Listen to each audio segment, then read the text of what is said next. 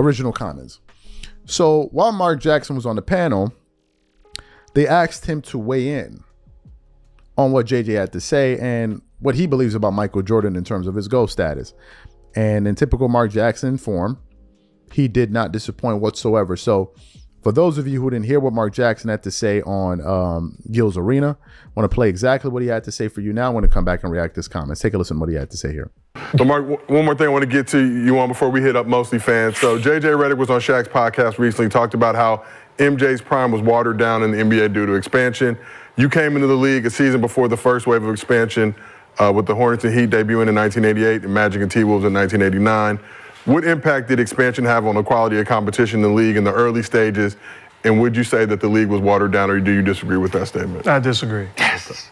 I disagree. Point for Gilbert. I mean, you had very good talent on those teams.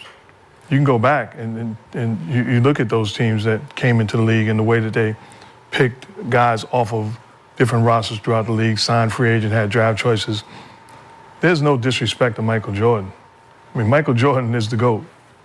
He's the GOAT. I don't care who he played against. He's the GOAT. He played against legit dudes. And I can say if there's 25, 30 teams in the league in 1990, there's a bunch of max players if you fast forward and bring them in 2024 on every single roster. You can't tell me that's not a max guard over there, that's not a max power forward, that's not a max combo guard over here. I'm just a regular dude. But the bottom line is the talent level can't be debated. So I understand what JJ was trying to say. And sometimes we say things to draw the attention. Michael Jordan, there's only 5 people alive that played against, 5 people in history that played against Jordan, LeBron, and Kareem. And I'm fortunate enough to be one of them. Michael Jordan is the GOAT basketball player. And he's the reason why a lot of guys don't have jewelry and they put the work in. A lot of greats. That's why I don't believe that everybody that don't win a championship is not a champion. And there's some dudes that got rings they're not champions. So you heard what Mark Jackson had to say. What are my thoughts on his comments? Listen.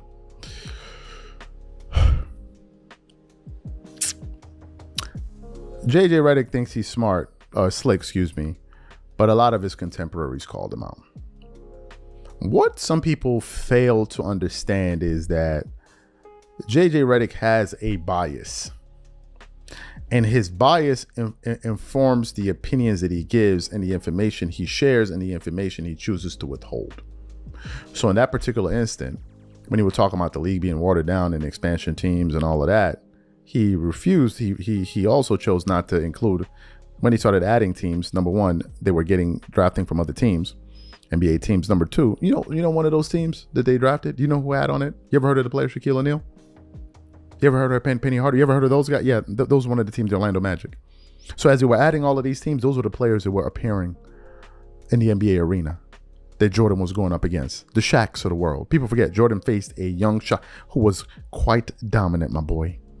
Very, very dominant. So a lot of NBA players called him out on that particular point. Listen, I cannot take JJ Redick seriously when it comes to this GOAT debate and this era debate and all of that. I just can't.